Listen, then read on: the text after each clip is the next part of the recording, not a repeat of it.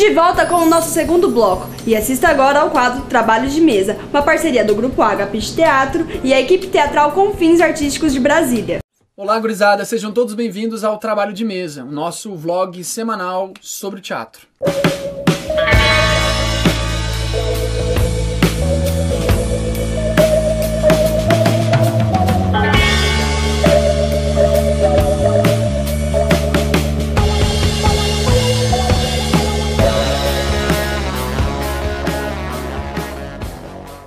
Quando você chegar, tira essa roupa molhada, quero ser a toalha. Queria começar o programa com essa música em homenagem ao dia de hoje, que é o Dia da Toalha. Esse é o nosso piloto, nosso primeiro programa. A gente vai fazer um rodízio. Uma alternância de corpos. Uma alternância de corpos, vai trazer um programa de qualidade sobre teatro, um vlog sobre teatro pra vocês, porque a gente quer, basicamente. Porque a gente quer. Né? Sem dúvida. Sem dúvida. Porque não tem outra coisa que motive, não tem dinheiro, não tem nada. Mas tem uma questão legal, que não existe, pelo menos eu não sei, vlogs de teatro na internet. Se houver algum aí, pode já mandar um sinal, a gente troca. Que você já foi o primeiro. Você já foi o primeiro, a gente assume, mas a gente vai ser melhor. A gente pensou em, de repente, fazer um vlog que seja analisando, falando sobre teatro. Porque, afinal de contas, nós somos do teatro, somos da área do teatro, temos um teatro, trabalhamos no teatro. O tema de hoje é Hamlet. O piloto vai ser sobre o Hamlet. Por quê? Eu não sei bem porquê. Na verdade, eu que sugeri mesmo o tema. Eu não sei, eu sou um entusiasta do Hamlet. Eu amo a obra do Hamlet, gosto muito a obra do Hamlet como obra, né? Porque a obra é do Shakespeare, não é do Hamlet. O Hamlet escreveu? Ele escreveu? Não escreveu, mas não, a gente mas na confunde. peça, será que tem algum momento que ele escreve? Não, ele só lê. Não, mas é a peça que ele monta. Ele monta uma peça, que é um dos melhores recursos que tem, inclusive, dentro da peça, que é o recurso que o Shakespeare gostava muito, que é o teatro dentro do teatro. Que ele chama uma companhia de atores que está passando por Elsinore, e ele fala, vamos fazer uma peça para ver se realmente o Cláudio é culpado, né? Para montar uma peça que ele escreveu. Chamado A Ratoeira. O nome da peça é A Ratoeira. A Ratoeira. Fazem teatro de verdade, luta, né? Teatro de verdade também é meio tosco, né? Porque tem teatro de mentira. Teatro de mentira é Inclusive, ótimo. tem um grupo aqui em Brasília chamado Teatro de Mentira. Felícia Johansson. Abraço aí pra você que não tá vendo esse vídeo, nem vai ver. O Shakespeare foi um dos primeiros a tentar falar sobre essa questão da interpretação teatral. Depois quer que os atores deem uma amostra de como eles são bons ou não são bons, né, e tal. E aí pede pro ator principal da companhia interpretar o personagem, você lembra qual? Não lembro. A Hécuba. Hécuba. Que é uma personagem da mitologia da tragédia grega, que tem uma história bizarra. Ela tem uns filhos mortos por um rei. Aí ela fica desesperada porque os filhos foram mortos por um rei. Ele tenta se vingar indo pro castelo e fura os olhos do rei. E aí a sociedade, né, a população, o clero, sei lá, tira ela de lá, joga ela na rua. E aí a população começa a apedrejar ela, porque ela tinha matado o rei, tentou matar o rei. E aí ela começa a morder as pessoas. E aí os deuses transformam ela num cachorro. Sério que tem isso na tragédia grega? Uma transformação em cachorro? Uma coisa mais simples do mundo. Gente, eu estudei esse texto com Marcos Mota na Universidade de Brasília e não ficou nada. Mas o Marcos, um grande professor, abraço maravilhoso. Aí, Marcos, também não tá assistindo esse vlog. Mas essa peça não ficou, várias outras ficaram, tá, Marcos? Enfim, aí o Hamlet pega essa mitologia da Hécuba e dá pro principal ator interpretar a Hécuba. Que ela fala da morte dos filhos, não sei o quê. E o ator faz uma mega interpretação, assim, pelo menos pelo texto. Você entende que o Hamlet depois se refere, cara, como ele consegue chorar, como ele consegue, né, chegar numa relação profunda da realidade da interpretação, se é mentira, né? Se ele nem é Hécuba o cara, né? É um ator fazendo uma mulher. E ele, que é o Hamlet, está sofrendo de verdade e não consegue dar cabo às angústias e às agonias que ele sente, né? Aí ele se sente mais depressivo. His whole function suiting with forms to his conceit, and all for nothing. For Hecuba. What's Hecuba to him, or he to Hecuba, that he should weep for her?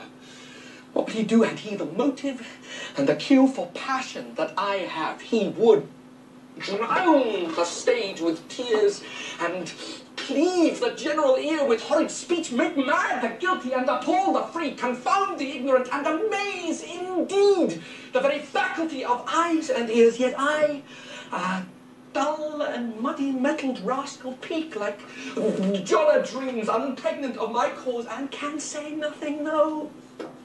Not for a king. Uma profunda tentativa de falar sobre o realismo, a interpretação realista no teatro, já analisado por dentro de um personagem.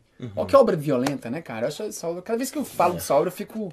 Não fica arrepiado porque tá calor pra cacete. Às vezes quando eu posso ficar assim, ó, falando assim. A gente podia fazer assim um meme, assim, põe a foto do Hamlet, põe Diva da Depressão, né? Porque Podia como é editor Diva da fazer. O Hamlet é a história de um príncipe, né, que tenta vingar a morte do pai, né, e passa boa parte da história dele tentando descobrir primeiro se de fato o pai foi assassinado, se quem foi que assassinou o pai, e depois que o cara assassinou o pai que se sabe, então ele tenta arrumar um plano pra tentar fazer esse cara ser morrer. Desmascarado. E morrer. Que vem a ser, no caso, infelizmente, o tio dele, que é o atual rei. Então isso complica bastante a situação. Você sabe o que são solilóquios? O que significa o solilóquio? Então, solilóquio é você conversar consigo mesmo. Ou seja, é o momento em que o personagem, no caso o Hamlet, ele vai expressar os motivos, vai explicar pro público, né? Na verdade, é uma reflexão dele com ele mesmo, mas é uma explicação para o leitor ou para o espectador sobre os motivos e as emoções que o Hamlet está sentindo naqueles momentos. Sim, e vem a ser também um recurso da escrita do próprio Shakespeare, porque você sabe que ele está fazendo uma peça dentro de um teatro elisabetano,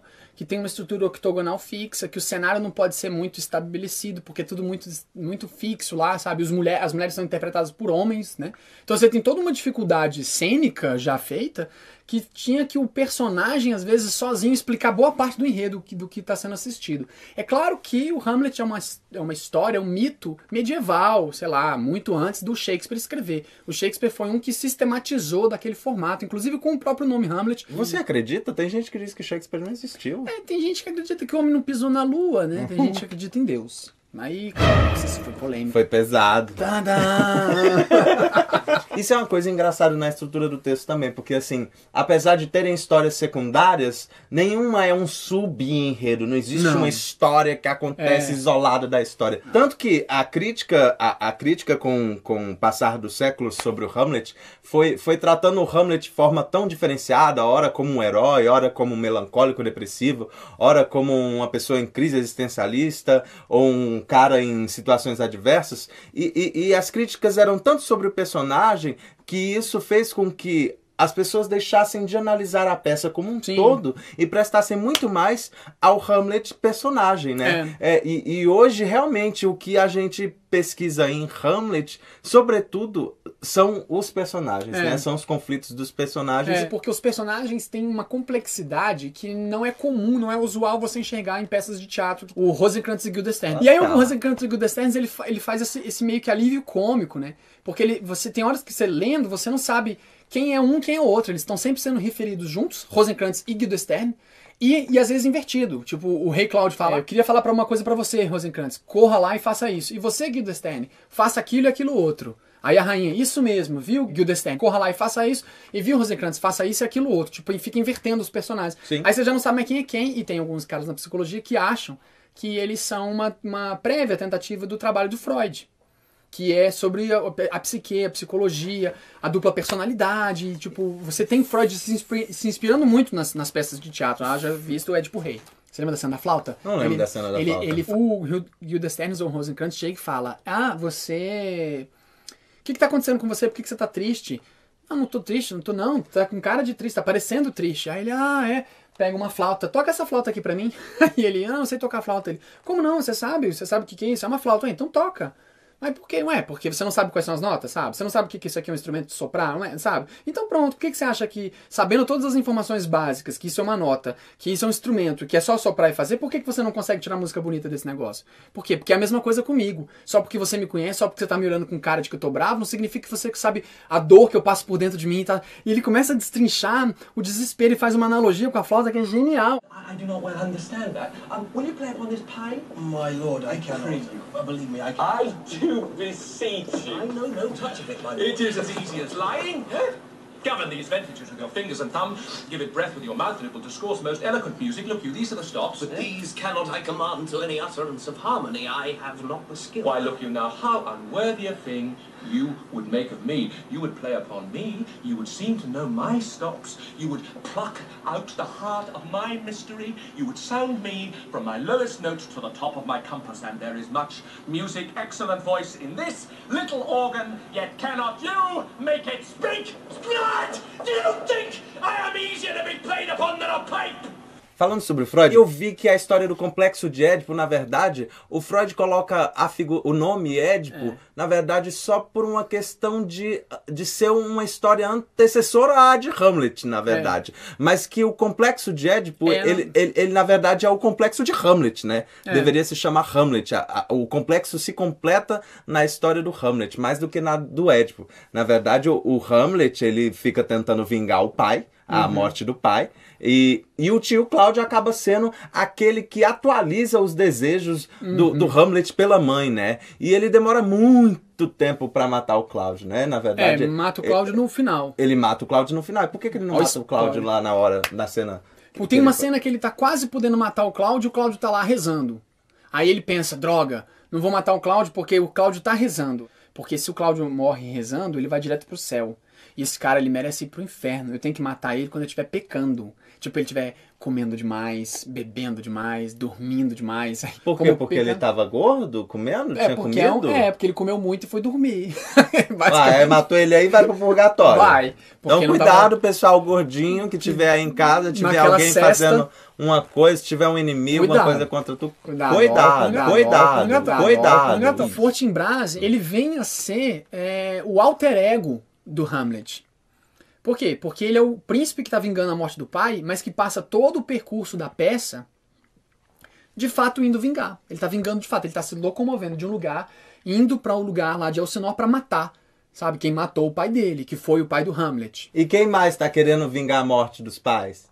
O Batman. O Batman, essa associação é incrível. Preciso falar que essa mesma ideia, o Basiti, que é um grande amigo meu, a gente discutia muito sobre isso, e ele me mostrava uns desenhos que ele tinha, e aí a gente discutia muito. Tem uma associação que eu acho legal de fazer do Batman com o Hamlet, porque é o príncipe, né, o príncipe noturno, o príncipe dark, o príncipe triste. Que tá Diva da depressão. Diva da depressão. E quer vingar a morte dos seus pais e acaba matando um monte de gente. Claro, o Batman tem uma questão de ser herói. O Hamlet não é herói porque não existia esse... Mas foi considerado herói em algum tempo da história. Os críticos consideraram ele um herói, um cara com ideias geniais. Sim, se você for pensar que a tragédia...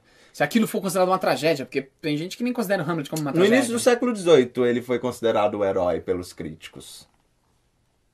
Então, essa coisa da associação com Batman é incrível, na verdade, porque eu nunca tinha me tocado disso, até o Gustavo ter falado. E realmente, assim, o Batman passa todo o tempo da história dele tentando vingar a morte dos pais. Outra coisa que tem muito a ver, eu acho que não sei se tu percebeu, assim como o Hamlet não mata o Cláudio logo de cara quando pode, o Batman podia ter matado o Coringa várias vezes, gente. Se você for pensar pela figura dos filmes, em que o Batman representa um herói mais pop, assim, que é uma coisa mais palatável mesmo, que é uma miscelânea de tudo que acontece, de fato, eles são muito próximos. Se você for pegar o Frank Miller, né, as revistas mais profundas, o Dark Knight mesmo, aí a associação é só por esse aspecto deles serem depressivos e estarem vingando a morte do pai. Não, tem uma coisa que é em comum também. O quê? Horácio e Robin.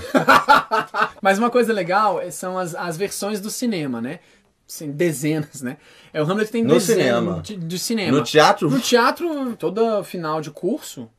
de faculdades pelo planeta fora, deve se montar cenas. Pelo menos uma cena. Mas as versões do cinema tem uma que é a melhor e a referência mais interessante atualmente, que é o Hamlet, dirigido pelo Kenneth Branagh, que inclusive é o ator. Gente, ele é fantástico, porque ele adaptou, assim, pro cinema, pegou o texto e adaptou sem mexer quase nada.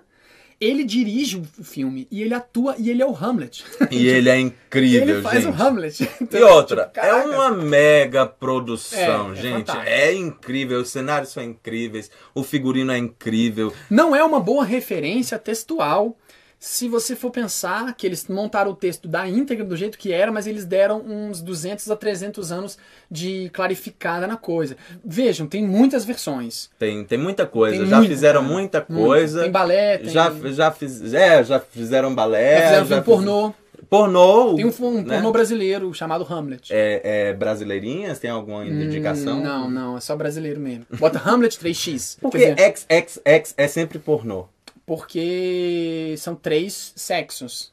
Então é isso, gurizada. Muito obrigado por vocês terem assistido o vídeo até esse ponto tão longo. Vai ficar enorme esse vídeo. Esse é o nosso piloto na tentativa de começar um programa sobre teatro. Mas a ideia é a gente ter postagens semanais sobre assuntos diversos. Pode ser tanto como hoje, que é uma análise da obra, como pode ser só falando sobre um espetáculo. Se você que está aí precisando divulgar o seu trabalho, você também pode entrar em contato com a gente por esse e-mail que está aí embaixo na descrição do nosso vídeo. Pra gente chama divulgar o seu trabalho. A gente divulga, a gente vai, a gente analisa, fala, a gente analisa. O que é analia? Alguém me disse a palavra analia? A gente fala bem, a gente fala mal, a gente fala o que a gente quiser. Se você chamar, o problema é seu, entendeu? O povo tem que ser simpático. Não chama que a gente vai falar coisas bacanas. Vai falar.